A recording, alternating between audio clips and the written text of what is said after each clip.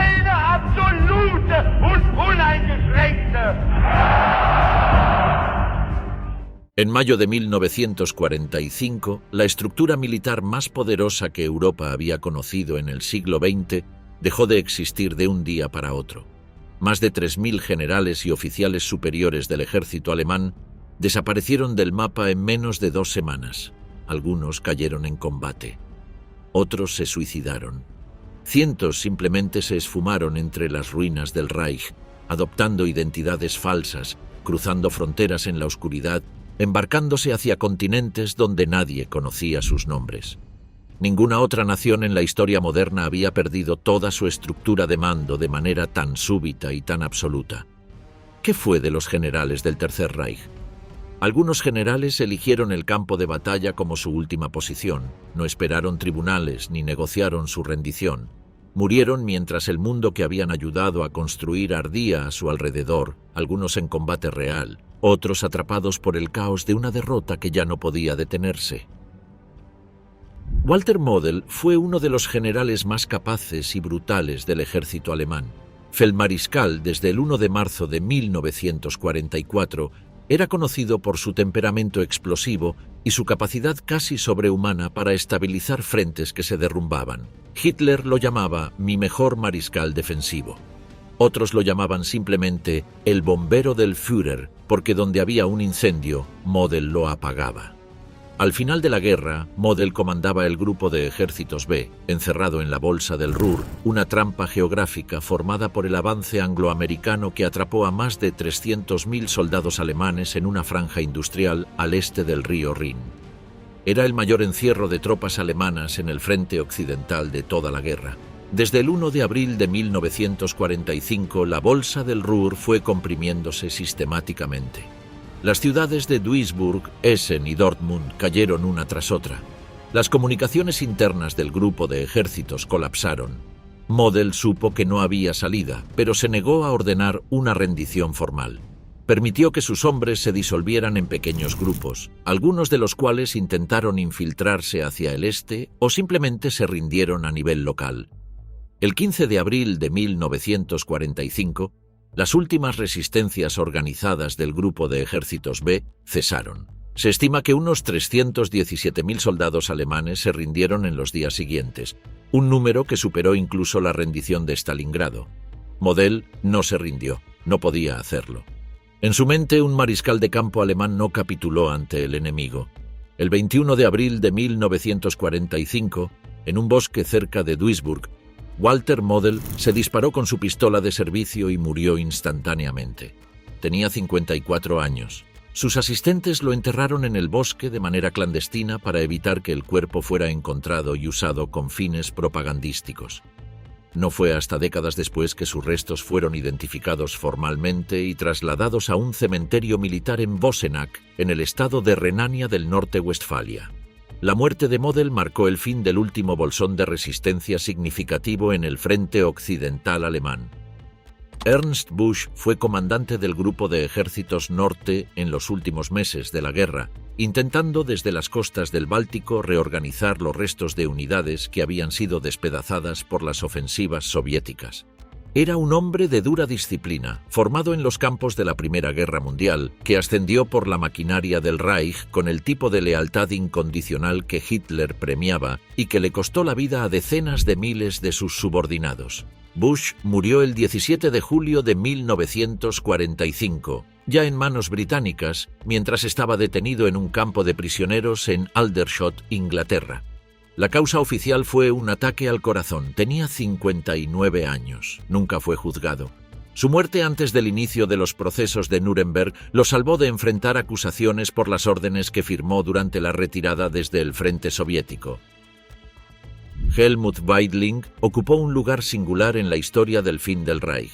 El 24 de abril de 1945, con Berlín casi completamente rodeada por las fuerzas del primer frente bielorruso bajo Zhukov y el primer frente ucraniano bajo Iván Konev, Weidling fue designado por Hitler como comandante de la defensa de la ciudad.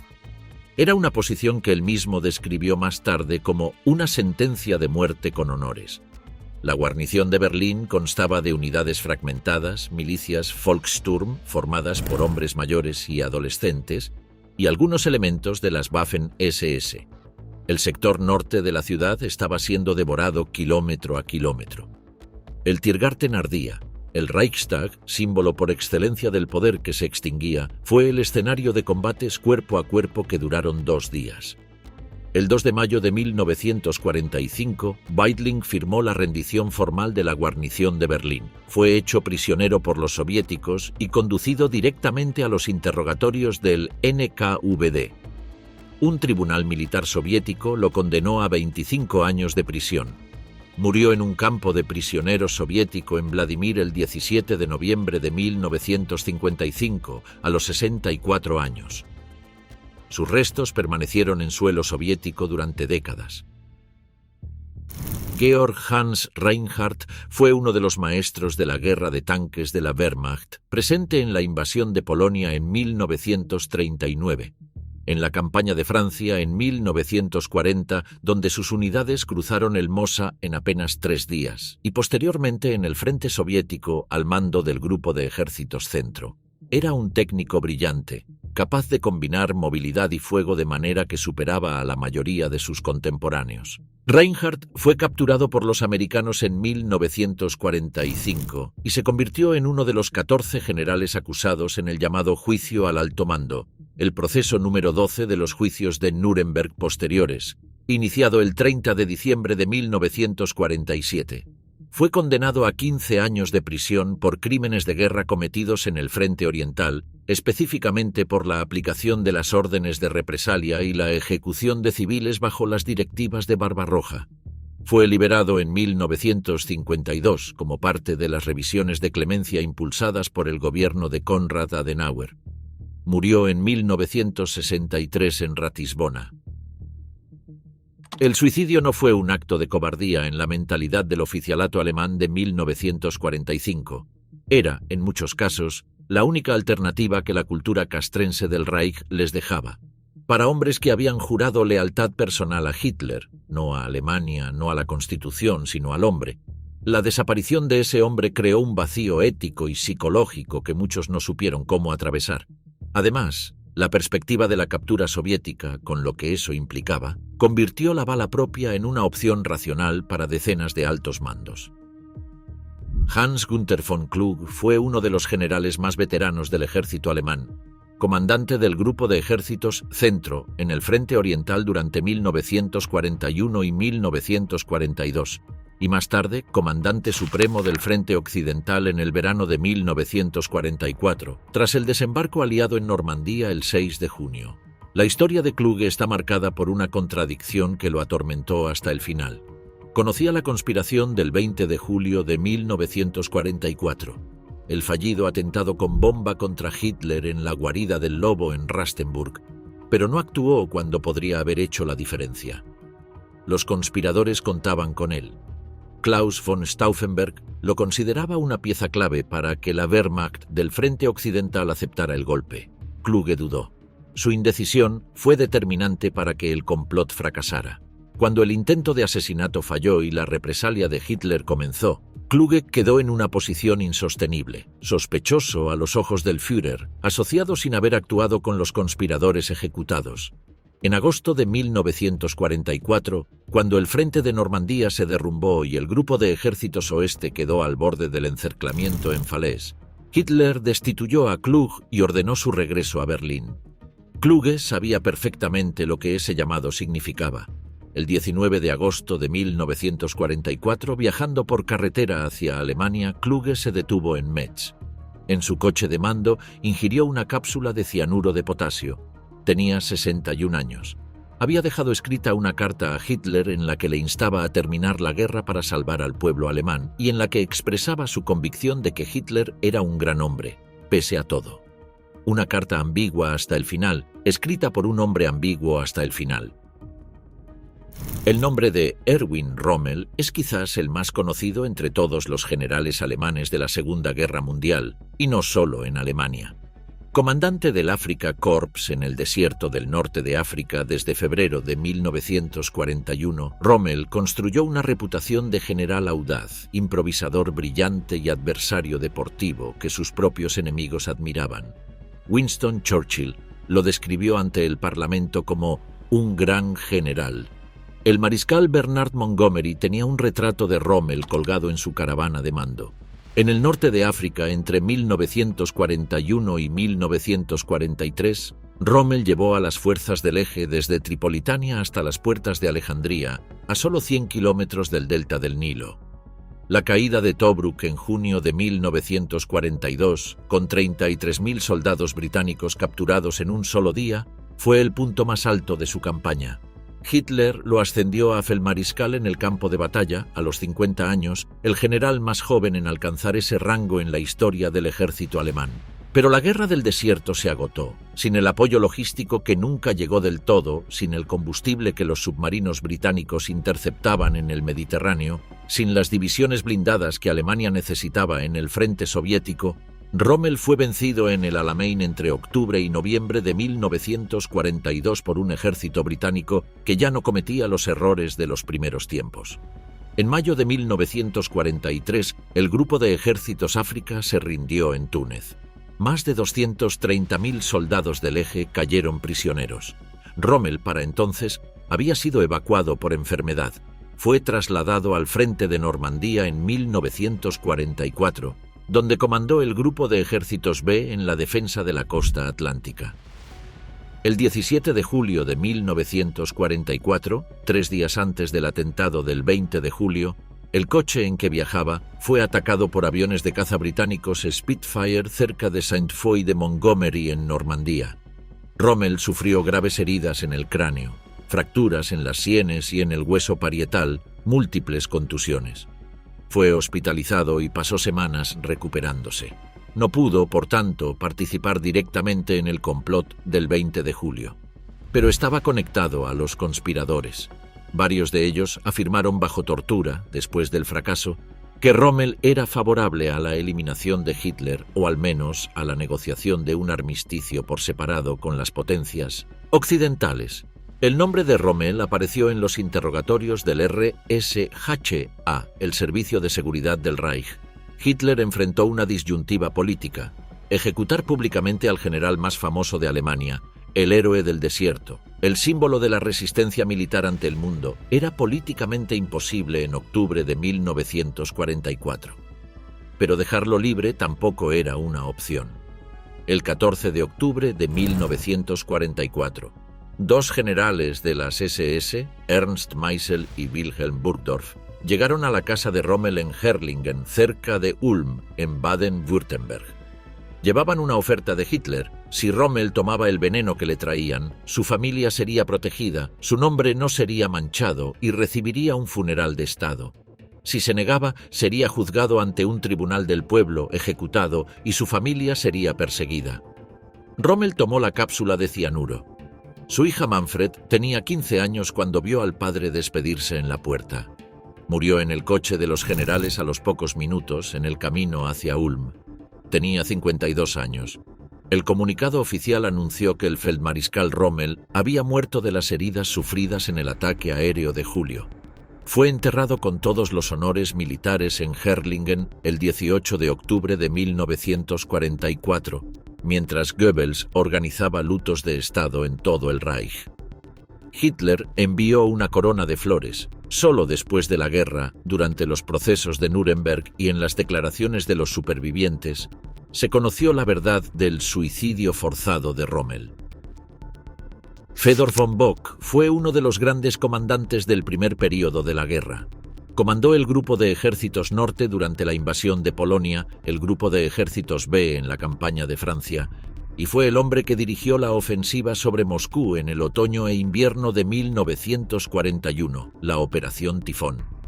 Estuvo a menos de 20 kilómetros de las afueras de Moscú con sus unidades avanzadas antes de que el contraataque soviético del invierno lo obligara a retroceder. Bock fue destituido por Hitler en enero de 1942 tras la retirada, y aunque fue reincorporado brevemente para comandar el grupo de ejércitos sur, durante la ofensiva de verano de 1942 hacia el Cáucaso y el Volga, fue nuevamente destituido en julio de ese año. Pasó el resto de la guerra en la reserva, en lo que se llamaba el Pool de Führer de generales no empleados. El 4 de mayo de 1945, 3 días después de la rendición de Berlín, von Bock conducía con su familia cerca de Kiel, en Schleswig-Holstein, en el norte de Alemania. Un avión de la Royal Air Force atacó la columna de vehículos en la que viajaba. Bock murió en el acto, junto a su esposa y su hijastra. Tenía 64 años. Fue una muerte accidental, producto del caos de los últimos días de la guerra, cuando los pilotos aliados seguían atacando cualquier columna motorizada alemana que encontraban en las carreteras. Walter von Reichenau había muerto antes incluso de que comenzara el último acto de la guerra. Fue uno de los primeros altos mandos en morir durante el conflicto. El 12 de enero de 1942, mientras comandaba el Grupo de Ejércitos Sur en el frente soviético, sufrió un masivo ataque al corazón. Fue evacuado en avión, pero sufrió un accidente durante el vuelo y murió el 17 de enero de 1942, a los 57 años. Von Reichenau es recordado en la historia por ser el autor de la llamada Orden de Reichenau del 10 de octubre de 1941, en la que exigía a sus tropas que comprendieran que la lucha en el este era una guerra de aniquilación de la subhumanidad judeo-bolchevique y que los soldados debían ser los portadores de una idea implacable del pueblo. Esta orden fue distribuida a otros comandantes de ejércitos por iniciativa del propio Hitler, quien la consideró excelente. Reichenau nunca fue juzgado por ella. Murió en su cama de hospital antes de que el mundo pudiera preguntarle cuentas. Kurt Seitzler fue jefe del Estado Mayor General del Ejército Alemán, o KH, desde septiembre de 1942 hasta julio de 1944, uno de los periodos más oscuros de la guerra para Alemania. Fue él quien coordinó las operaciones en el frente oriental durante Stalingrado, durante Kursk, durante el retroceso continuo que comenzó en 1943. En julio de 1944, después de que Hitler ignorara sistemáticamente sus consejos y de que la conspiración del 20 de julio fracasara, Seitzler sufrió un colapso nervioso total.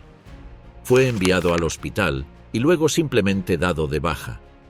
Sobrevivió a la guerra, fue detenido brevemente por los aliados, pero no fue procesado en Nuremberg. Vivió hasta 1963, cuando murió en Hohenasschau, en Baviera. En sus últimos años participó en la redacción de estudios militares para el ejército americano dentro del programa de estudios militares extranjeros. El patíbulo de Nuremberg no perdonó a todos los que merecían llegar a él, pero a los que llegaron los esperaba una justicia que, aunque tardía y geopolíticamente condicionada, fue inapelable. Estos son los generales y comandantes que pagaron con su vida ante tribunales formales o ante las consecuencias acumuladas de sus propias decisiones. El apodo era un juego de palabras en alemán que circulaba incluso entre sus propios colegas. Lacketel, combinación de Lakai, lacayo, y Keitel.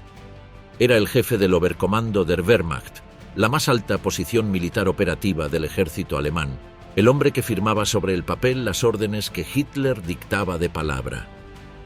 Keitel nació el 22 de septiembre de 1882 en Helmscherode, en Brunswick. Era hijo de un terrateniente de clase media y había servido en artillería de campaña en la Primera Guerra Mundial. Su ascenso fue metódico, sin hazañas brillantes en el campo de batalla. Su verdadero talento era administrativo. Era eficiente, puntual, organizado y, sobre todo, infinitamente deferente ante quienes estaban por encima de él.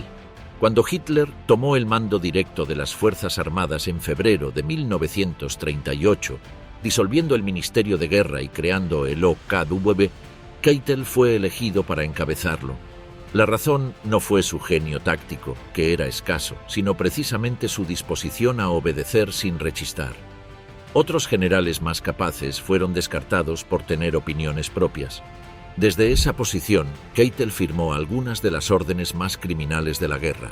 La Orden del Comisario, del 6 de junio de 1941, que instruyó a los soldados alemanes a ejecutar sumariamente a todos los comisarios políticos soviéticos capturados no simplemente como enemigos combatientes, sino por lo que eran. El decreto Noche y Niebla del 7 de diciembre de 1941, que estableció la desaparición sistemática de detenidos en los territorios ocupados. Las personas simplemente serían transferidas a Alemania sin registro alguno, sin información a sus familias, esfumadas en la noche y la niebla. El 16 de septiembre de 1941, Keitel ordenó que cada soldado alemán atacado en el este debía ser respondido con la ejecución de 50 a 100 comunistas, anotando en el margen del documento que la vida humana no vale nada en el este. Capturado en Flensburg el 23 de mayo de 1945 junto al gobierno provisional de Dönitz, Keitel fue transferido al campo Aschkan en Mondorf-les-Bains, Luxemburgo, y posteriormente a la prisión de Nuremberg. Compareció por primera vez ante el tribunal el 22 de noviembre de 1945. Su defensa alegó que había actuado por obediencia al Führer sin autonomía de decisión. El tribunal no lo creyó. El 1 de octubre de 1946, el Tribunal Militar Internacional lo declaró culpable en los 4 cargos: conspiración, crímenes contra la paz, crímenes de guerra y crímenes contra la humanidad. El 16 de octubre de 1946, poco después de la medianoche, Keitel fue conducido al gimnasio de la prisión de Nuremberg, donde se había instalado el patíbulo.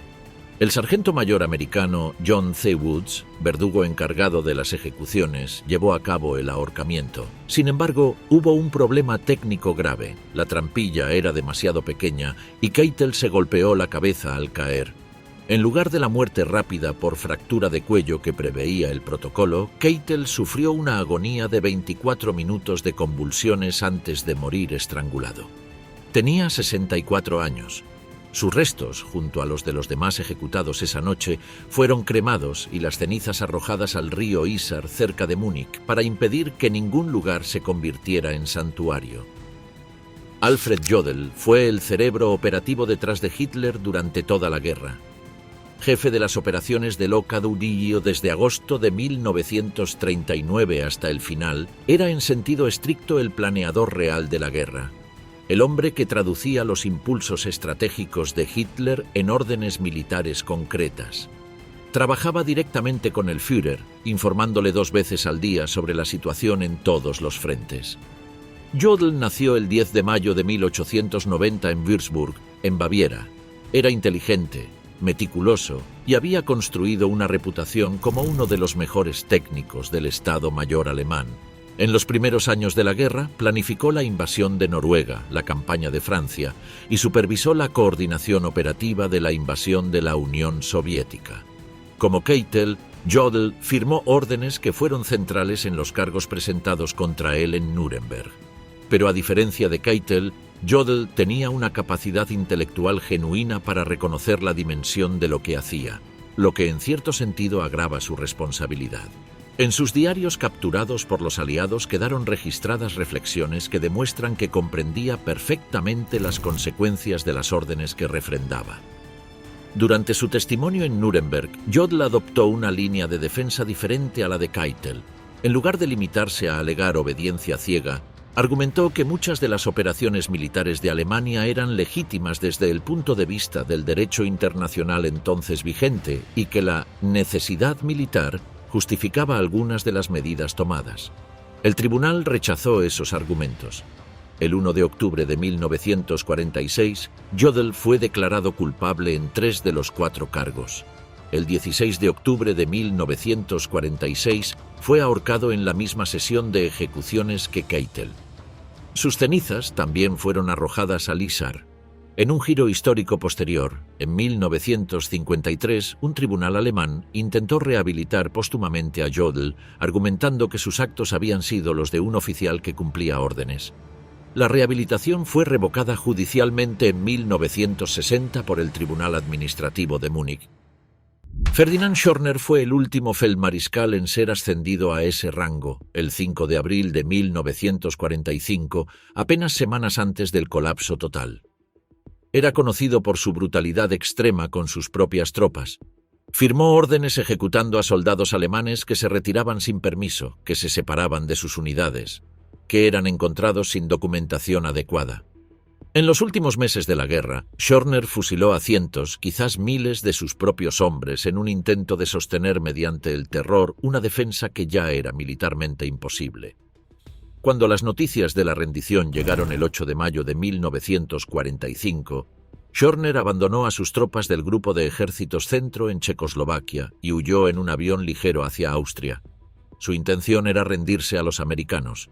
Fue capturado días después cerca de Kufstein y entregado posteriormente a las autoridades soviéticas. En Moscú fue juzgado en 1952 y condenado a 25 años de prisión. Fue liberado en 1955, en el marco de los acuerdos de repatriación de prisioneros de guerra negociados por el canciller Adenauer con la URSS. Regresó a Alemania Occidental, donde fue juzgado nuevamente por sus propias tropas sobrevivientes que presentaron acusaciones de asesinato. En 1957, un tribunal alemán en Múnich lo condenó a 4 años y medio de prisión por haber ordenado la ejecución ilegal de soldados alemanes. Cumplió la pena y murió en 1973 en Múnich, a los 81 años.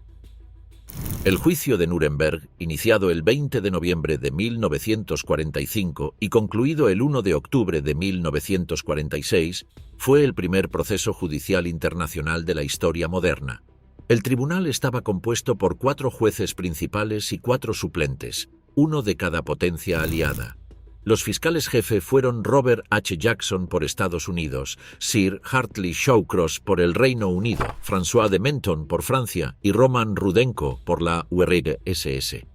Entre los acusados, 2 figuras representaban directamente el aparato militar de alta jerarquía, Wilhelm Keitel y Alfred Jodl, ambos ejecutados como se describió anteriormente. Pero el proceso también juzgó a figuras que, aunque no eran generales del ejército de tierra, representaban el vértice del poder militar del Reich. Erich Raeder fue comandante en jefe de la Kriegsmarine, la Marina de Guerra alemana, desde 1928 hasta enero de 1943.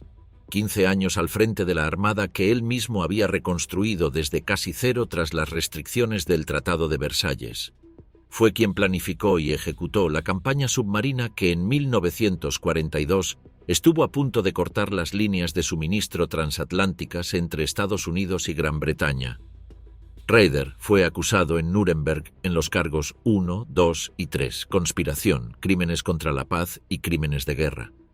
La acusación demostró que la Kriegsmarine había violado sistemáticamente las reglas de la Haya sobre guerra naval, especialmente el tratamiento de náufragos y el hundimiento de barcos neutrales. También se documentó su participación en la planificación de la invasión de Noruega en abril de 1940, que implicó el ataque a un país neutral. El tribunal lo declaró culpable en los 3 cargos y lo sentenció a cadena perpetua el 1 de octubre de 1946. Raeder tenía entonces 70 años. Fue internado en la prisión de Spandau, en Berlín, junto a Rudolf Hess. En 1955 fue liberado por razones humanitarias alegando problemas de salud. Escribió sus memorias, publicadas en 2 volúmenes, y murió el 6 de noviembre de 1960 en Kiel, la ciudad que había sido durante décadas el corazón de la Marina alemana. Tenía 84 años. Karl Dönitz fue la figura más paradójica del proceso de Nuremberg. Era el hombre que Hitler había designado sucesor en su testamento. Fue él quien firmó la rendición alemana, quien disolvió el gobierno de Flensburg el 23 de mayo de 1945, quien organizó la transición en la medida en que algo tan caótico podía organizarse desde el Reich al vacío político de la posguerra. Dönitz nació el 16 de septiembre de 1891 en Grünau, cerca de Berlín. Era un oficial de submarinos formado en la Primera Guerra Mundial, donde había sido capturado por los británicos en 1918. Entre 1939 y 1943 dirigió las operaciones de los U-Boot desde su cuartel general en Lorient, en la costa bretona, con una eficiencia que los británicos reconocieron como la amenaza más grave para su supervivencia en toda la guerra. En febrero de 1943, los U-Boote alemanes hundieron más de 600.000 toneladas de barcos aliados en un solo mes. Fue promovido a comandante en jefe de la Kriegsmarine en enero de 1943, cuando Raeder solicitó su propio retiro tras los fracasos de las grandes unidades de superficie, y fue Hitler quien lo eligió como sucesor en los últimos días de su vida. En Nuremberg, Dönitz fue acusado en todos los cargos.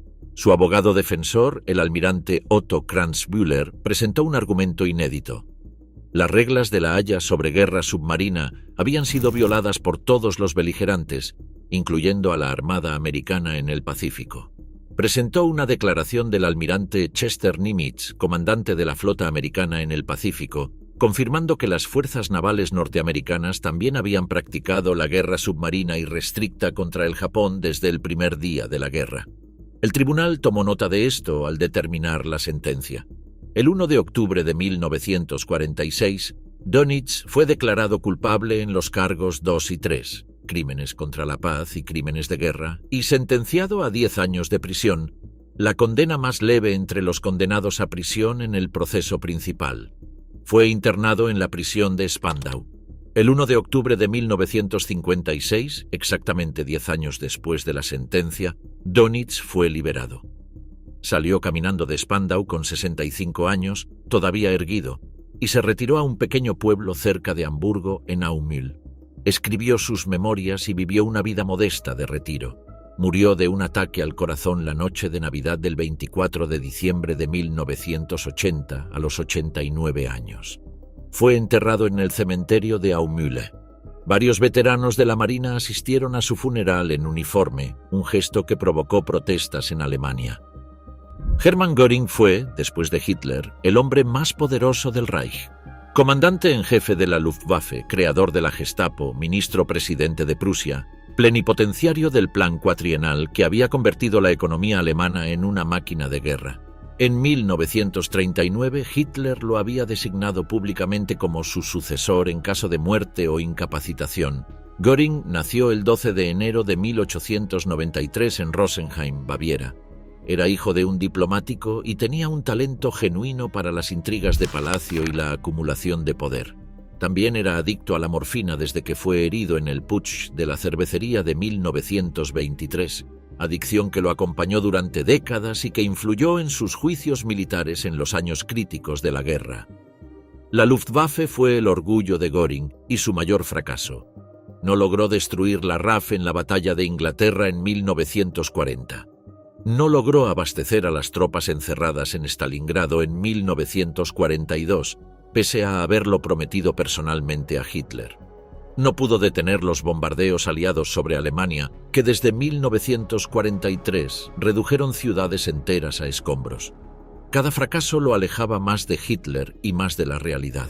Capturado el 7 de mayo de 1945 por tropas americanas en Austria, Göring fue trasladado al campo Ashcan en Mondorf-les-Bains, donde los oficiales americanos quedaron asombrados por su estado físico. Pesaba más de 130 kilogramos, tenía el cutis deteriorado por años de morfina y excesos, y llevaba consigo 20.000 tabletas de dihidrocodeína en su equipaje. Fue sometido a un proceso de desintoxicación forzada que duró semanas. En Nuremberg, Göring fue el acusado más activo e inteligente. Retó sistemáticamente a los fiscales, negó muchos de los cargos con argumentos hábiles y en algunos momentos hizo quedar en ridículo a los interrogadores menos preparados. El tribunal no cedió. Fue declarado culpable en los 4 cargos y sentenciado a muerte por ahorcamiento el 1 de octubre de 1946. Solicitó ser ejecutado por fusilamiento, como correspondía a un militar. La solicitud fue denegada. La noche del 15 de octubre de 1946, a pocas horas de su ejecución programada, Hermann Göring ingirió una cápsula de cianuro de potasio. Murió en su celda. El origen de la cápsula nunca fue determinado oficialmente, aunque los investigadores posteriores apuntaron a un contacto con un oficial americano. Göring le ganó la última baza al verdugo. Rudolf Hess fue el hombre más cercano a Hitler en los años del ascenso del partido. Participó en el putsch de la cervecería en noviembre de 1923. Estuvo encarcelado con Hitler en la fortaleza de Landsberg en 1924 y fue allí donde ayudó a Hitler a dictar Mein Kampf. El 21 de abril de 1933 fue designado lugarteniente del Führer. En septiembre de 1939, Hitler lo anunció públicamente como sucesor designado después de Göring. El 10 de mayo de 1941, Hess hizo algo que ningún otro dirigente nazi habría tenido el impulso o la locura de hacer. Solo, sin informar a Hitler, sin comunicárselo a nadie de su círculo, Hess tomó un Messerschmitt Bf-110 del aeródromo de Augsburgo y voló hacia Escocia. Saltó en paracaídas cerca de la finca de los duques de Hamilton en Eaglesham, convencido de que podría negociar una paz separada con Gran Bretaña a través de aristócratas con quienes había tenido contacto antes de la guerra. Los británicos lo tomaron prisionero. Hitler, cuando se enteró, lo declaró loco y ordenó su arresto simbólico en ausencia, informando a la opinión pública alemana que Hess sufría de alucinaciones relacionadas con heridas de guerra. Hess pasó el resto de la guerra en custodia británica, siendo interrogado en diversas instalaciones. Los psiquiatras que lo examinaron debatieron durante décadas si realmente padecía algún trastorno o si simplemente actuaba para evitar ser juzgado. En Nuremberg, Hess compareció dando señales de amnesia parcial que muchos consideraron simuladas. Fue declarado culpable en los cargos 1 y 2, conspiración y crímenes contra la paz, y sentenciado a cadena perpetua. Los soviéticos disintieron. En su opinión, Hess merecía la muerte. Hess fue internado en la prisión de Spandau, en Berlín, junto a Raeder, Dönitz, Baldur von Schirach, Albert Speer y otros. Cuando los demás fueron siendo liberados, Hess permaneció. Las cuatro potencias mantenían una guardia rotativa en Spandau. Los soviéticos se negaron repetidamente a aprobar su liberación, incluso cuando ya era el único prisionero que quedaba en una cárcel construida para 600 personas y mantenida con costoso personal de las cuatro potencias. El 17 de agosto de 1987, Rudolf Hess fue encontrado muerto en el jardín de la prisión de Spandau. Tenía 93 años. Llevaba un cable eléctrico alrededor del cuello. Las autoridades determinaron que se había ahorcado utilizando el cable de una lámpara. Su hijo, Wolf Rudiger Hess, nunca aceptó esta conclusión y sostuvo que su padre fue asesinado, aunque los investigadores independientes no encontraron evidencia que respaldara esa teoría. Con su muerte, la prisión de Spandau fue demolida. El edificio fue derribado para que no se convirtiera en un lugar de peregrinación neonazi. Decenas de generales fueron condenados. Pocos cumplieron la totalidad de sus penas. La Guerra Fría reconfiguró las prioridades de los vencedores con una velocidad que dejó a muchas víctimas sin respuesta y a muchos perpetradores disfrutando de una libertad que la lógica de Nuremberg nunca debió haberles concedido. Erich von Manstein es considerado por muchos historiadores militares, incluyendo a críticos aliados de la época, como el general de mayor talento operativo que produjo la Segunda Guerra Mundial. Su nombre es inseparable de los mayores éxitos militares alemanes. Fue él quien concibió el plan de invasión de Francia en 1940, el audaz golpe a través de las Ardenas que resultó en la derrota de Francia en 6 semanas. Fue él quien lideró el contraataque de Kharkov en febrero y marzo de 1943, la mayor operación de recuperación ofensiva alemana después de Stalingrado, que estabilizó el Frente Sur por varios meses más. Von Manstein nació el 24 de noviembre de 1887 en Berlín, hijo adoptivo de una familia de la alta nobleza militar prusiana. De ahí el von. Era inteligente, aristocrático y profundamente consciente de su propio genio, lo que lo puso en conflicto permanente con Hitler, que no toleraba generales que tuvieran opiniones más inteligentes que las suyas. Tras la guerra, Manstein fue juzgado no en Nuremberg, sino por un tribunal británico en Hamburgo en 1949. Los cargos incluían responsabilidad por crímenes cometidos por tropas bajo su mando en el frente soviético entre 1941 y 1944, ejecuciones de judíos por los Einsatzgruppen que operaban en su zona de responsabilidad, tratamiento de prisioneros de guerra soviéticos y represalias contra civiles. Manstein alegó que no había dado esas órdenes directamente, que las unidades de las SS no estaban bajo su mando directo y que se había opuesto a algunas de esas prácticas. Fue declarado culpable en 18 de los 24 cargos y sentenciado a 18 años de prisión en diciembre de 1949. La sentencia provocó debates intensos en el Reino Unido y Alemania Occidental. Winston Churchill, ahora en la oposición, la criticó abiertamente. El antiguo mariscal de campo británico Archibald Wavell visitó a Manstein en prisión. Una campaña de firmas recogió cientos de miles de apoyos para su liberación. En 1952, después de operaciones oculares, Manstein fue liberado por razones de salud.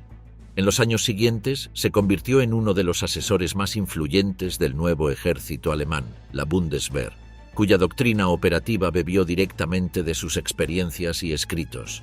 Publicó sus memorias, Victorias perdidas, Verlorene Siege, en 1955, una obra que sigue siendo ampliamente estudiada en academias militares de todo el mundo.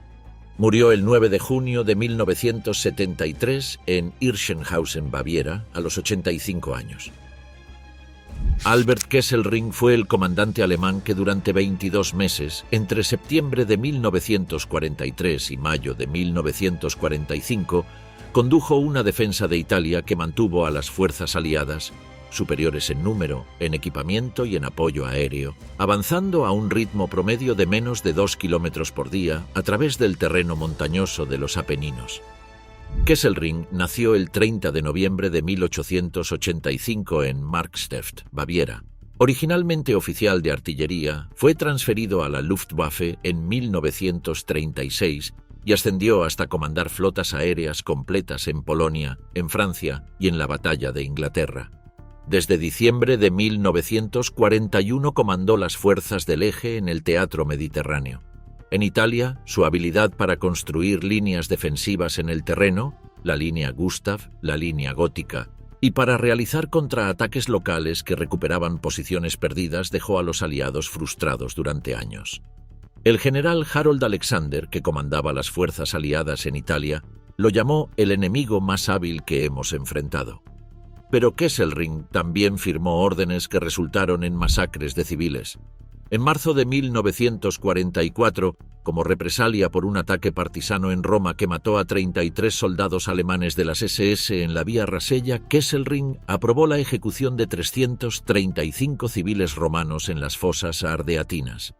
Los hombres, entre ellos 75 judíos, fueron llevados en camiones, obligados a arrodillarse en pequeños grupos y ejecutados con un disparo en la nuca. La sangre se acumuló hasta 30 centímetros en el suelo de las cuevas. Un tribunal británico lo condenó a muerte por esa orden y otras similares en mayo de 1947. La sentencia fue conmutada a cadena perpetua en 1947 y Kesselring fue finalmente liberado en 1952 por razones de salud. Al salir de prisión, se convirtió en una figura activa en las asociaciones de veteranos alemanes y en la política interna de la Unión Cristiano-Social en Baviera. Murió el 16 de julio de 1960 en Bad Nauheim, a los 74 años. Gerd von Rundstedt tenía 65 años cuando comenzó la Segunda Guerra Mundial y había servido en el ejército alemán desde la Primera Guerra Mundial. Era el oficial más antiguo del ejército alemán en activo, lo que le otorgaba un estatus casi intocable, incluso para Hitler. Von Rundstedt comandó el Grupo de Ejércitos Sur durante la invasión de Polonia, el Grupo de Ejércitos A durante la campaña de Francia, donde sus unidades ejecutaron el cruce de las Ardenas que rompió el frente aliado, y posteriormente fue el primer comandante del Grupo de Ejércitos Sur en la invasión de la Unión Soviética.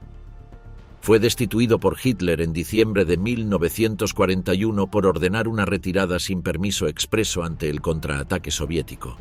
Hitler lo reincorporó en 1942. Luego, lo destituyó de nuevo en 1944 tras el fracaso en detener el avance aliado posterior al desembarco en Normandía. Lo volvió a incorporar para supervisar la ofensiva de las Ardenas en diciembre de 1944. Y lo destituyó una vez más en marzo de 1945. Capturado por fuerzas americanas en Bad Tölz, Bavaria, en mayo de 1945, Rundstedt fue detenido pero finalmente no fue procesado en Nuremberg.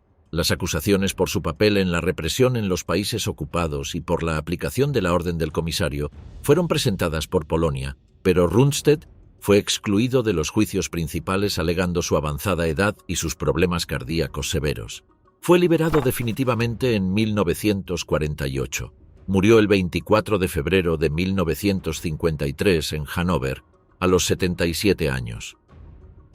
Heinz Guderian es el nombre más asociado al desarrollo de la guerra blindada moderna. En la década de 1930 desarrolló la doctrina de los Panzer que transformó las unidades de caballería en divisiones de tanques capaces de avanzar 100 kilómetros en un día. Sus ideas, previamente ignoradas por la jerarquía militar conservadora, encontraron eco en Hitler y fueron implementadas con resultados devastadores. En la campaña de Polonia de 1939, sus unidades blindadas avanzaron más rápido de lo que el propio alto mando creyó posible. En la campaña de Francia de 1940, fue Guderian quien cruzó el Mosa en Sedán el 13 de mayo y luego, desobedeciendo órdenes de detenerse que consideraba incomprensibles, avanzó hacia el Canal de la Mancha, rodeando al grupo de ejércitos aliado del norte. En la Operación Barbarroja en 1941, sus Panzergruppe avanzaron 300 kilómetros en los primeros días del frente soviético. Guderian fue destituido por Hitler en diciembre de 1941 por ordenar retiradas en el frente de Moscú sin autorización. Fue reincorporado en 1943 como inspector general de las fuerzas blindadas y en julio de 1944, después del atentado del 20 de julio, fue nombrado jefe del Estado Mayor del Ejército, OKH. En ese cargo tuvo conflictos permanentes con Hitler, a quien en ocasiones contradijo directamente en presencia de otros generales, algo que muy pocos se atrevían a hacer. Fue destituido definitivamente el 28 de marzo de 1945. Guderian fue detenido por las fuerzas americanas al final de la guerra. Fue interrogado extensamente, pero no fue procesado en los juicios de Nuremberg. Los investigadores señalaron posteriormente que su relación con las órdenes criminales del Frente Oriental fue más compleja de lo que sus memorias, escritas en 1950 con el título Erinnerungen eines Soldaten, Recuerdos de un soldado, reconocían. Guderian murió el 14 de mayo de 1954 en Schwangau, Baviera, a los 65 años. Para cuando los tribunales aliados comenzaron a buscarlos, muchos ya no estaban en Europa. Habían cruzado los Alpes a pie, dormido en graneros, falsificado nombres y profesiones con la ayuda de redes que mezclaban devoción religiosa con complicidad deliberada. Algunos nunca regresaron. Otros vivieron décadas bajo nombres nuevos en continentes que no les hicieron preguntas. Hay generales que escaparon no solo de la justicia, sino de la memoria pública, sepultados bajo el peso de crímenes que incluso en el contexto de la guerra eran extremadamente difíciles de justificar. Walter Rauff es uno de ellos. Rauff no era general del ejército de tierra, sino Standartenführer de las SS, el equivalente a coronel, pero su historia ilustra las redes de escape que también utilizaron algunos generales. Rauff fue el funcionario responsable del desarrollo y despliegue de los camiones de gas, vehículos en los cuales los prisioneros eran encerrados en la parte trasera mientras el escape de los motores era conducido al interior. Se estima que aproximadamente 97.000 personas fueron asesinadas de esta manera en los frentes soviético y norteafricano. Rauff fue capturado por los americanos en 1945, pero logró escapar de un campo de prisioneros en 1946. Llegó a Italia utilizando las rutas de escape organizadas parcialmente por el sacerdote austríaco Alois Udall, rector del Colegio Teutónico de Santa María del Ánima en Roma, quien proporcionaba cartas de recomendación y certificados de identidad emitidos por la Iglesia Católica a fugitivos que buscaban emigrar a América del Sur. Rauff llegó a Chile en 1958, pasando antes por Siria y Ecuador. En Chile, una orden de arresto internacional librada por Alemania Occidental en 1962 fue rechazada por los tribunales chilenos en 1963, que determinaron que los delitos habían prescrito. Rauf vivió abiertamente en Punta Arenas hasta su muerte el 14 de mayo de 1984. El caso de Reinhard Gehlen es único.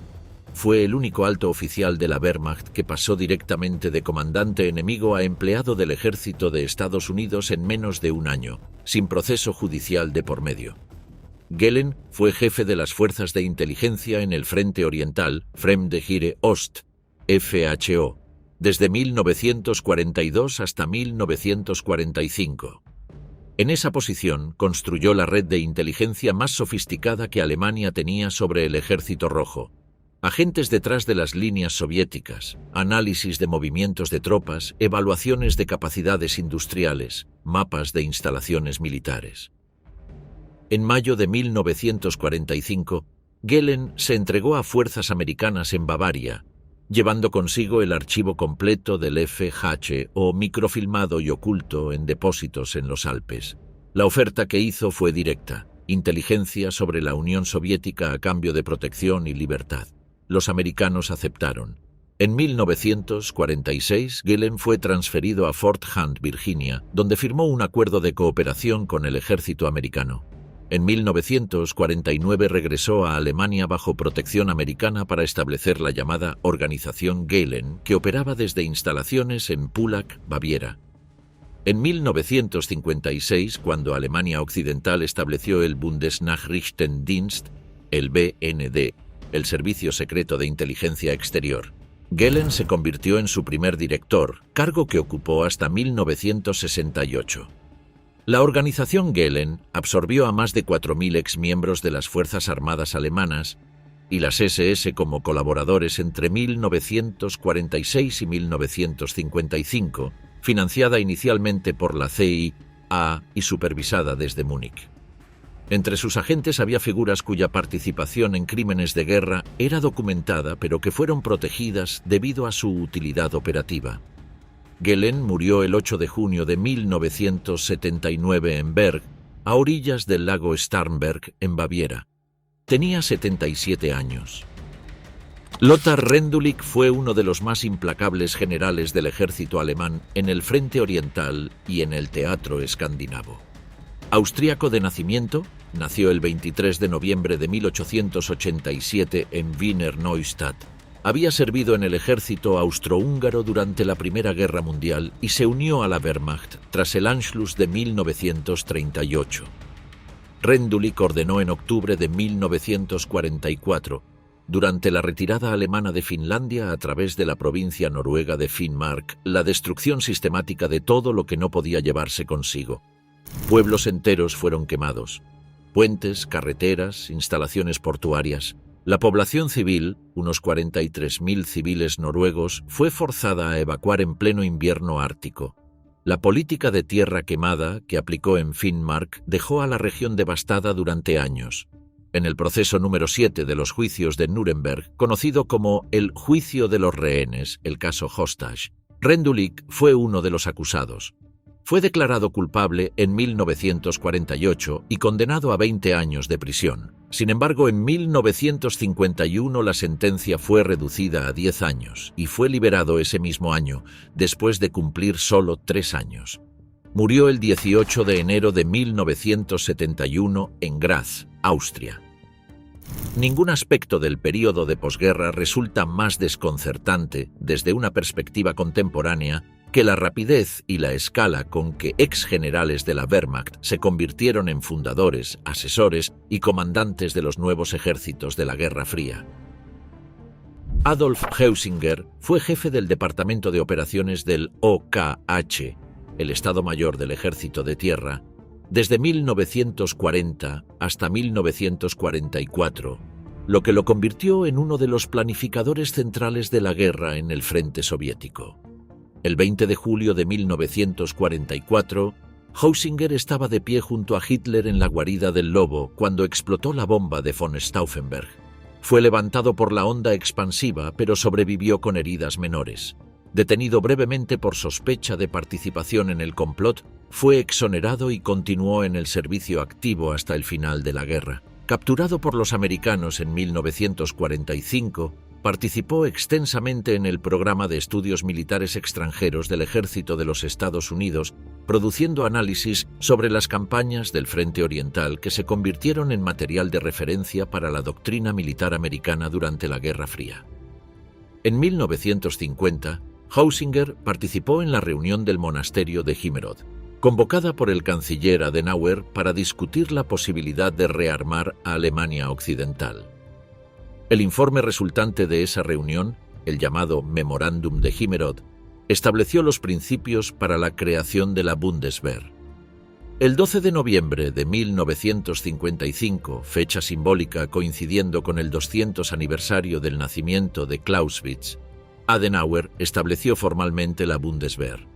Heusinger fue designado primer inspector general del nuevo ejército alemán, la posición más alta en la cadena de mando de las Fuerzas Armadas. En 1961 fue nombrado presidente del Comité Militar de la OTAN en Washington, la más alta posición militar en la alianza que ocupó hasta 1964. Murió el 30 de noviembre de 1982 en Colonia, a los 85 años. Hans Speidel fue el oficial de Estado Mayor que en 1944 sirvió como jefe de Estado Mayor del Grupo de Ejércitos B bajo Rommel en Normandía. Conocía el complot del 20 de julio y facilitó los contactos de Rommel con los conspiradores. Fue detenido por la Gestapo en septiembre de 1944, pero logró sobrevivir al colapso del Reich sin ser ejecutado, en parte gracias a la intervención de figuras académicas que intercedieron por él. Después de la guerra, Speidel participó activamente en los debates sobre el rearme de Alemania Occidental. Fue uno de los arquitectos del concepto de Inner Leadership, Innere Führung, la doctrina que buscaba integrar los valores democráticos en la nueva cultura militar alemana, diferenciándola explícitamente de la obediencia ciega del ejército imperial y del Reich. En 1957, Speidel fue nombrado comandante en jefe de las fuerzas terrestres de la OTAN en Europa Central, con sede en Fontainebleau, Francia, la posición más alta que un general alemán había ocupado en una alianza multilateral desde la Primera Guerra Mundial. Retirado en 1963, murió el 28 de noviembre de 1984 en Bad Honnef, a los 87 años. Hasso von Manteuffel fue uno de los comandantes de blindados más audaces de la última fase de la guerra. En diciembre de 1944, al mando del V Ejército Panzer durante la ofensiva de las Ardenas, sus unidades avanzaron hasta el punto más cercano al Mosa, que las fuerzas alemanas alcanzarían en el frente occidental desde 1940. Solo la resistencia desesperada de la 101ª División Aerotransportada Americana en Bastogne, la famosa respuesta del general McAuliffe Nuts a la demanda de rendición alemana, y las condiciones meteorológicas que finalmente permitieron la intervención de la aviación aliada detuvieron el avance. Von Manteuffel fue capturado por fuerzas americanas en 1945 y fue juzgado en 1947 por un tribunal alemán en Neisse por la ejecución de un soldado desertori. Fue condenado a 18 meses de prisión. Liberado, pasó a colaborar con estudios tácticos para el ejército americano, describiendo las operaciones de las Ardenas con la minuciosidad de quien las había diseñado. En los años 1950, von Manteuffel ingresó en la política alemana como miembro del Partido Liberal Democrático, FDP, y fue elegido al Bundestag en 1953, donde sirvió hasta 1957. Murió el 24 de septiembre de 1978 en Reith im Alpbachtal, Austria, a los 79 años. La derrota no significó lo mismo para todos. Para un puñado de generales alemanes, el colapso del Reich fue también el colapso de una lealtad que habían mantenido no por convicción, sino por inercia. Capturados por el Ejército Rojo, sometidos a meses de interrogatorio y reeducación política, algunos eligieron un camino que sus camaradas consideraron traición: servir al nuevo Estado comunista alemán construido bajo supervisión soviética. Vincenz Mahler fue uno de los generales alemanes que eligieron el camino completamente opuesto al de Heusinger o Speidel, capturado por los soviéticos en la catástrofe del Grupo de Ejércitos Centro en el verano de 1944. la Operación Bagration, en la que el Ejército Rojo destruyó en pocas semanas más de 28 divisiones alemanas en el mayor desastre militar de la historia alemana, Müller fue sometido a los procedimientos del NKVD soviético para convertir a prisioneros de alto rango en colaboradores políticos. En la Unión Soviética, Müller se unió al Comité Nacional para una Alemania Libre, una organización de oficiales alemanes capturados que hacía propaganda llamando a sus compatriotas a rendirse o resistir a Hitler. Cuando se estableció la República Democrática Alemana, Müller regresó y se convirtió en uno de los fundadores del Ejército Nacional Popular, Nationale Volksarmee, NVA. En 1950 fue nombrado jefe del Estado Mayor de las Fuerzas Armadas de la RDA. Murió en 1961 en Berlín Oriental. El caso de Arno von Lenski fue similar al de Müller. Capturado en Stalingrado en 1943 al mando de la 24ª División Panzer, Lenski también se unió al Comité Nacional para una Alemania Libre desde los campos soviéticos. Regresó a la zona soviética de Alemania después de 1945 y ocupó posiciones en la administración del nuevo Estado comunista alemán. Murió en 1986 en Berlín Oriental. La existencia de estos generales en el ejército de la RDA ilustra una dimensión poco conocida de la historia militar alemana de posguerra. El aparato militar del Estado comunista alemán también fue construido en sus primeras décadas sobre la experiencia y la pericia de exoficiales de la Wehrmacht, aunque orientados en una dirección ideológica completamente diferente. Mientras los tribunales aliados deliberaban en Nuremberg, cientos de oficiales alemanes ya estaban en movimiento. Cruzaban los Alpes en la oscuridad, dormían en graneros de Austria septentrional, se mezclaban con columnas de desplazados civiles. Su destino no era la cárcel, era otro continente, otro nombre, otra vida construida sobre el olvido deliberado de la anterior. Friedrich Ruge fue el vicealmirante que sirvió como representante naval en el cuartel general de Rommel, en Francia, durante 1944. Conocía bien las limitaciones de las defensas alemanas en la costa atlántica, y sus memorias posteriores sobre sus conversaciones con Rommel se convirtieron en una fuente primaria importante. Después de la guerra, Ruge no fue procesado. Se convirtió en historiador naval y publicó estudios sobre la guerra en el mar que fueron ampliamente utilizados por academias navales occidentales. Cuando Alemania Occidental estableció la Bundesmarine, la nueva armada alemana, en 1956, Ruge fue nombrado su primer inspector general. Murió el 3 de julio de 1985 en Tübingen, a los 91 años. Hans-Ulrich Rudel fue el piloto más condecorado de la Luftwaffe alemana. En sus misiones de Stuka derribó más de 500 tanques soviéticos, 800 vehículos y participó en el hundimiento del acorazado soviético Marat en septiembre de 1941 con una bomba de 1000 kilogramos. Fue el único soldado alemán en recibir la medalla de caballero de la Cruz de Hierro con hojas de roble, espadas y diamantes. Rudel no era técnicamente un general. Fue coronel en el momento de la rendición, pero es un ejemplo paradigmático del exilio nazi en América del Sur. Después de la guerra se estableció primero en Argentina, donde tuvo vínculos documentados con círculos de ex-nazis en Buenos Aires, y posteriormente se mudó a Paraguay, donde el régimen de Alfredo Stroessner le otorgó ciudadanía y donde actuó como intermediario para la inmigración de otros excombatientes alemanes.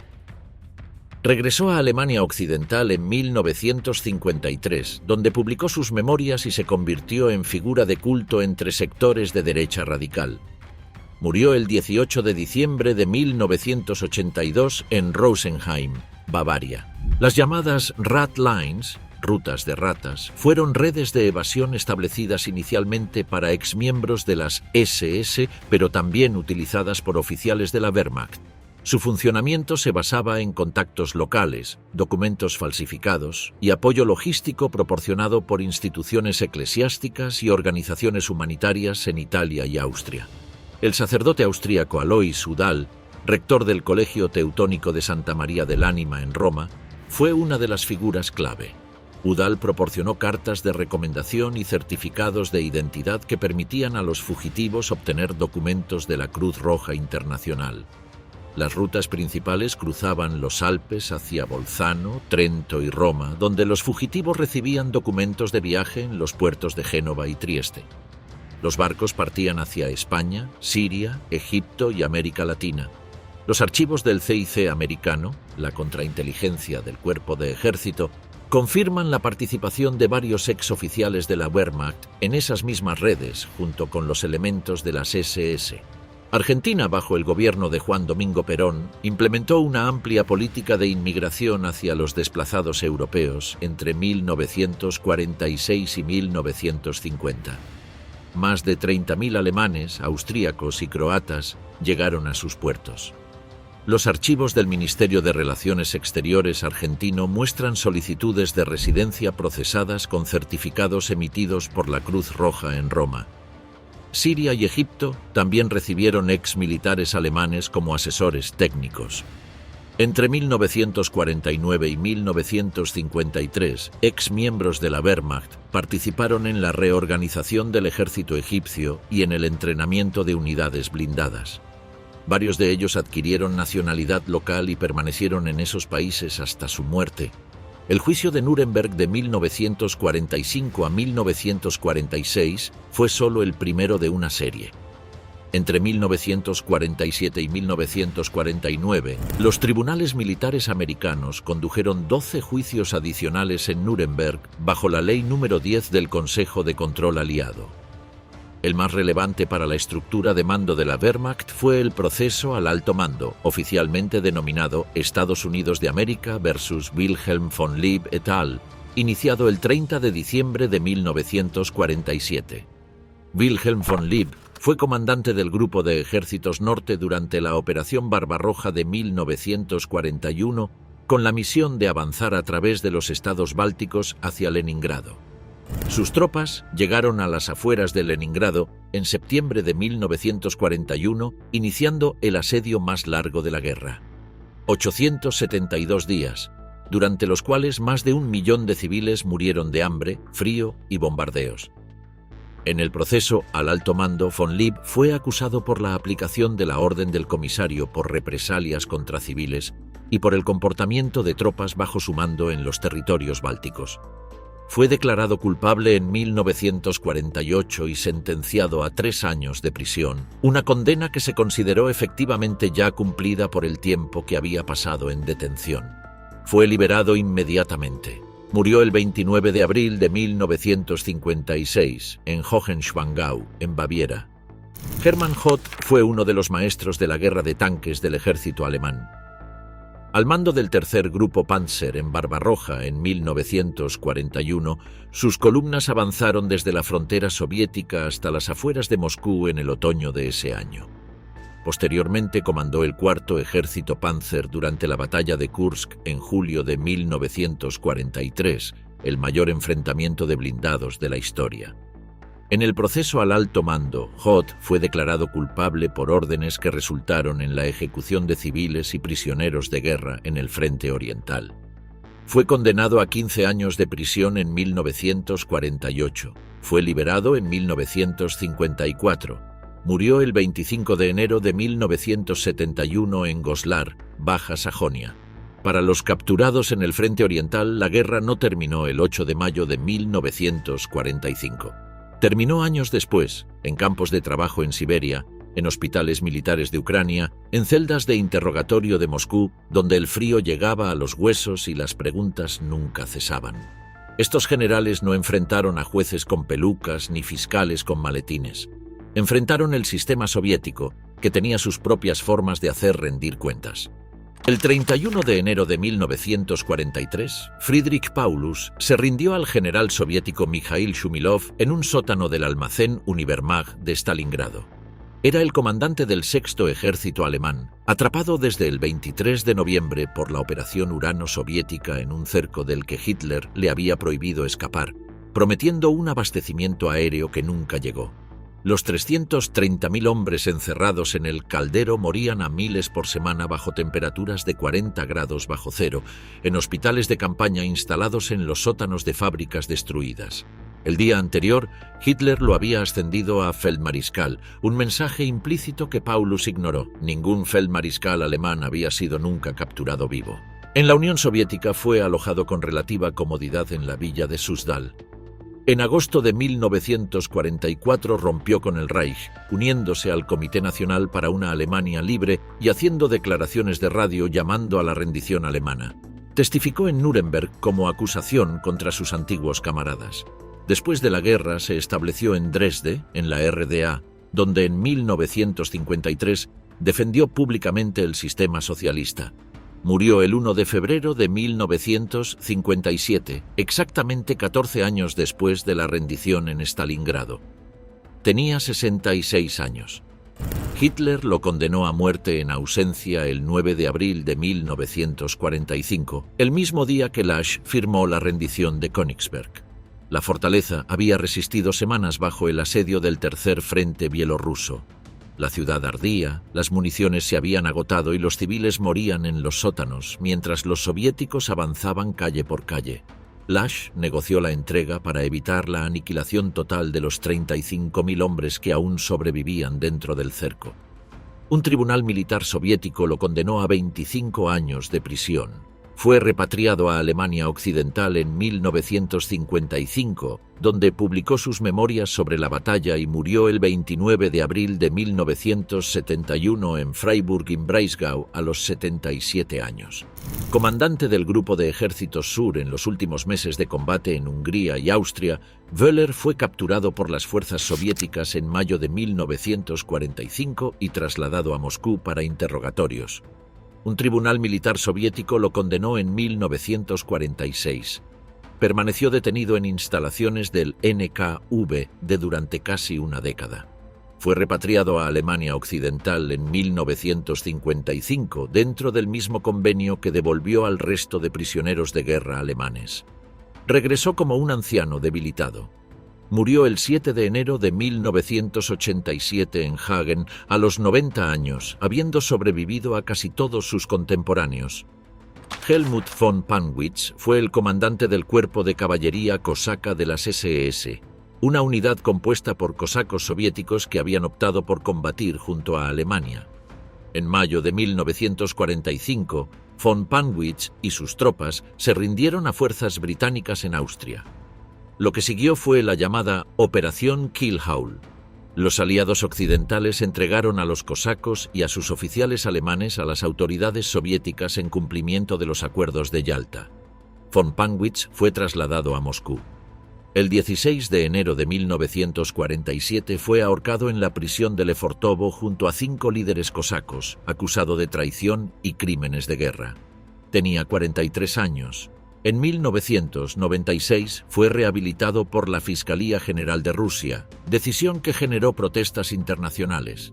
Karl Strecker comandó el 11º Cuerpo de Ejército, la última bolsa de resistencia alemana organizada en Stalingrado. Mientras Paulus se rendía el 31 de enero de 1943 en el sector sur, Strecker mantuvo sus posiciones en el norte de la ciudad durante 2 días más. El 2 de febrero de 1943, a las 8:40 de la mañana, Strecker envió su último telegrama al OKW. El 11º Cuerpo de Ejército, con sus 6 divisiones, ha cumplido con su deber hasta el último hombre. ¡Viva Alemania! Luego se rindió. Fue conducido a campos soviéticos, donde permaneció una década. Regresó a Alemania Occidental en 1955 y murió en 1973 en Minden, a los 85 años. Walter von Seydlitz-Kurzbach fue capturado en Stalingrado en enero de 1943 al mando del Ley Cuerpo de Ejército. En la Unión Soviética tomó una decisión que lo convirtió en el oficial más activo del Comité Nacional para una Alemania libre. No solo firmó manifiestos llamando a la rendición alemana, sino que propuso activamente organizar unidades militares de prisioneros alemanes para combatir contra Hitler. Los soviéticos nunca llegaron a implementar esa propuesta a gran escala, pero la figura de Seydlitz fue utilizada intensamente en la guerra psicológica contra las tropas alemanas del frente. Un tribunal militar alemán lo condenó a muerte en ausencia en 1944 por traición. La condena nunca se ejecutó. Fue liberado por los soviéticos en 1955 y regresó a Bremen, donde el gobierno alemán occidental rechazó inicialmente reconocerle cualquier derecho. Murió el 28 de abril de 1976 en Bremen, a los 83 años. Hans von Salmuth fue comandante del Ejército 17 en el Frente Oriental y del Ejército 15 en la costa francesa durante la preparación de las defensas contra el desembarco aliado de 1944. Fue procesado en el juicio al alto mando y condenado en 1948 a 20 años de prisión por la aplicación de órdenes criminales en el Frente Oriental, incluyendo la ejecución de civiles y la complicidad en las operaciones de los Einsatzgruppen en los territorios bajo su mando. En 1953 fue liberado. Su caso pasó casi completamente inadvertido para la opinión pública alemana de la época.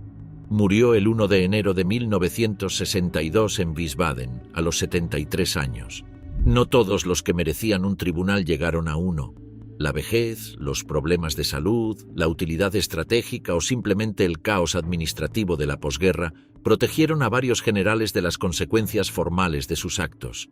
Vivieron en la Nueva Alemania o en el exilio, escribiendo memorias, dando conferencias, recibiendo pensiones. La historia los juzgó. Los tribunales no.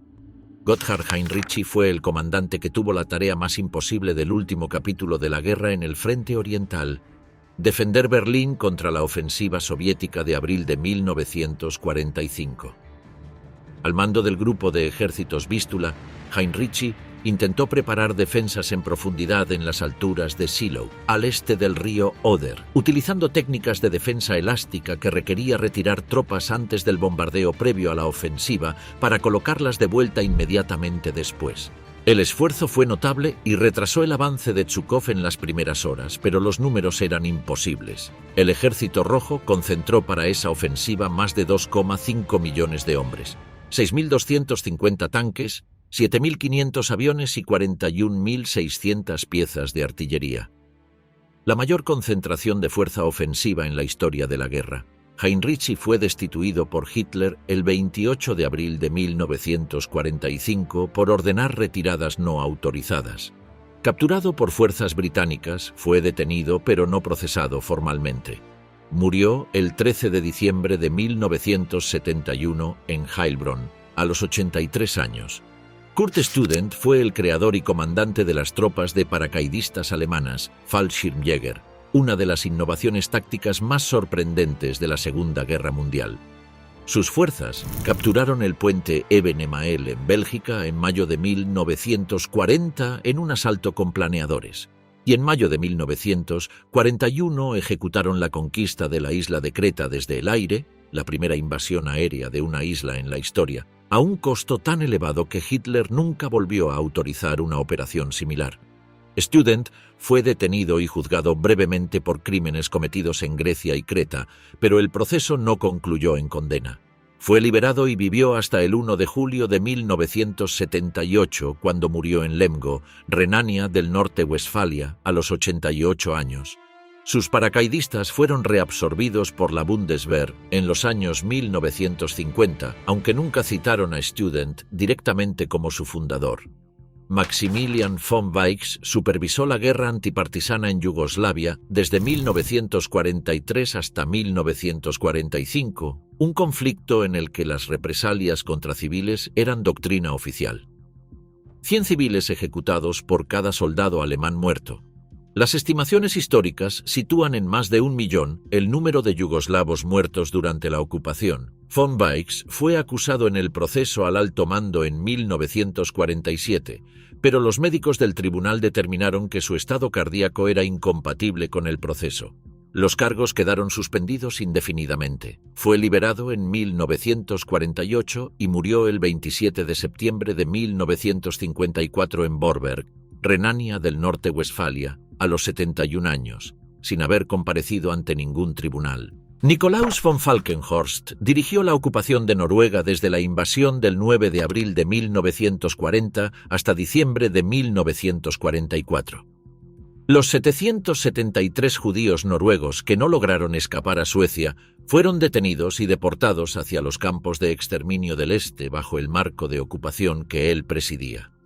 Solo 34 regresaron. Un tribunal militar británico lo condenó a muerte en 1946, sentencia conmutada a 20 años. En 1953 fue liberado por razones de salud. Murió el 18 de junio de 1968 en Aschau im Chiemgau, Bavaria, a los 82 años. Johannes Blaskowitz fue el único general de alto rango que presentó formalmente una protesta escrita al OKW contra las atrocidades de las SS en Polonia en 1939 y 1940, documentando con detalle ejecuciones, violaciones y saqueos. Hitler lo destituyó en 1940. Fue el único acusado de los juicios secundarios de Nuremberg que murió durante el proceso. El 5 de febrero de 1948 cayó desde una galería interior al patio de la prisión del Palacio de Justicia de Nuremberg. Las circunstancias, suicidio, accidente o intervención de terceros, nunca fueron determinadas con certeza.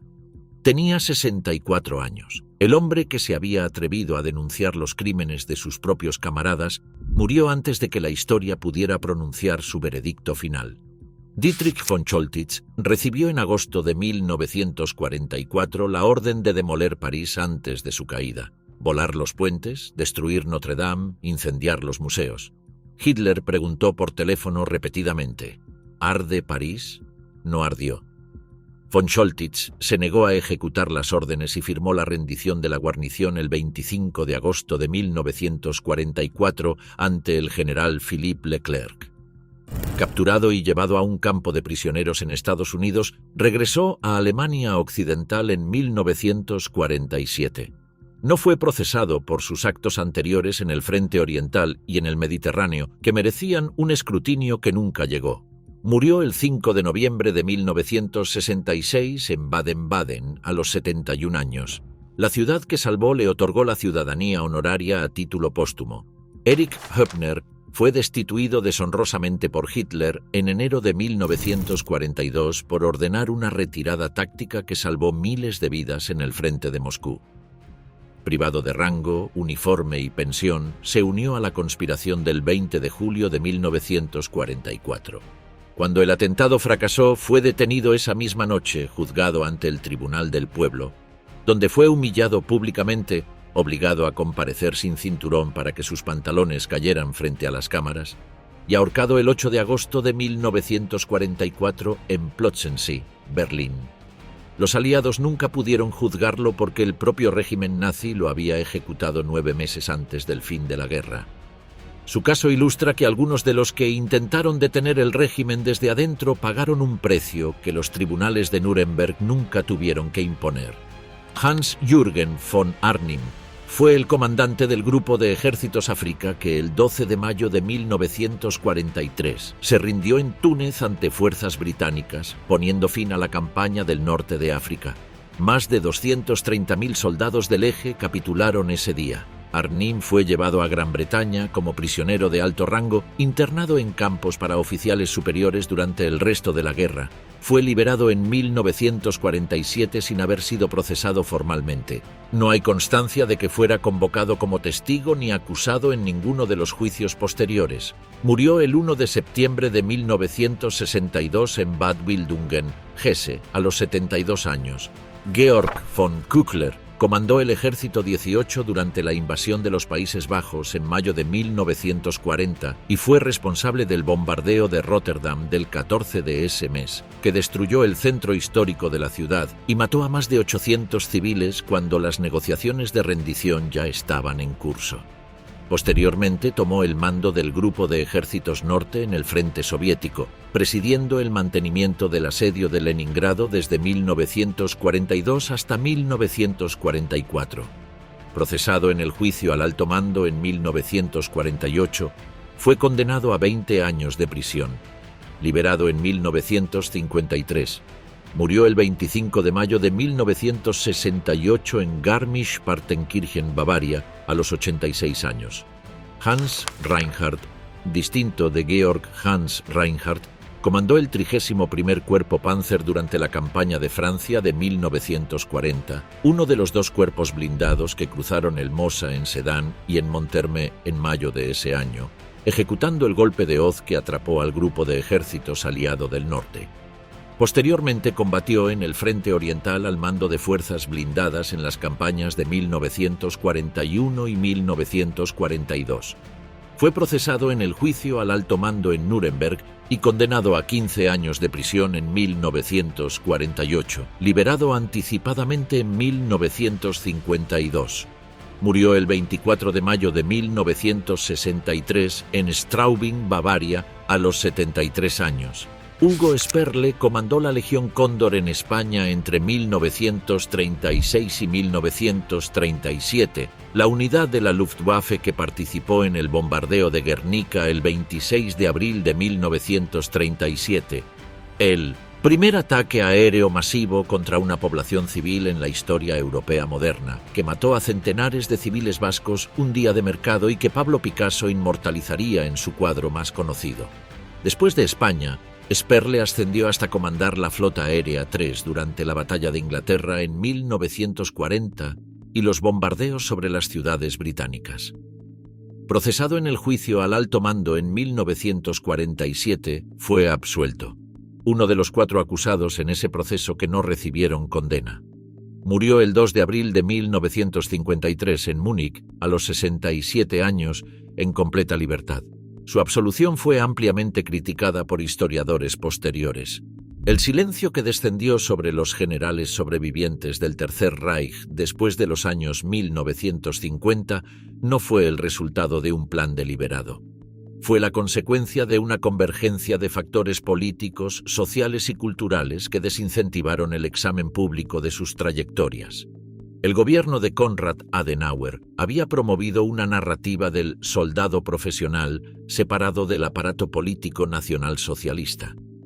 Esta idea, que existió una Wehrmacht limpia que solo combatió mientras que las SS perpetraron los crímenes, fue un mito útil para la reconstrucción política de Alemania Occidental, pero históricamente insostenible. El informe Himmeroder de 1950, producido en el monasterio de Himmerod, cerca de Kielburg, por un grupo de ex generales convocados por Adenauer, estableció las condiciones para la creación de la Bundeswehr. Entre sus demandas figuraba el reconocimiento de que los soldados alemanes habían servido honorablemente. Este documento influyó directamente en la decisión aliada de revisar las sentencias de los juicios de guerra. Entre 1949 y 1952, la Comisión Consultiva de Clemencia revisó más de 1.200 casos. Feldmariscales y generales como Kesselring, Manstein y von Lieb fueron liberados años antes de lo previsto. En la práctica, la nueva república reconstruyó su cuerpo de oficiales sobre la base de la experiencia de la Wehrmacht, aunque bajo supervisión parlamentaria. La fundación del Centro de Justicia Estatal, Zentrale Stelle, en Ludwigsburg, en 1958, intentó relanzar las investigaciones sobre crímenes nazis. Pero sus primeras investigaciones se concentraron en los campos de exterminio y el personal de las SS, no en los comandantes de la Wehrmacht. Para finales de los años 1950, la mayoría de los generales procesados o encarcelados habían sido liberados. La reintegración social era un hecho consumado. Los archivos del Bundesministerio de Defensa muestran que entre 1955 y 1960, más de 2.000 solicitudes de reconocimiento de rangos y pensiones de servicio de oficiales del antiguo ejército fueron procesadas. La mayoría fue aceptada. En la práctica, la nueva república reconstruyó su cuerpo de oficiales sobre la base de la experiencia de la Wehrmacht, aunque bajo supervisión parlamentaria y dentro de los principios constitucionales de una democracia.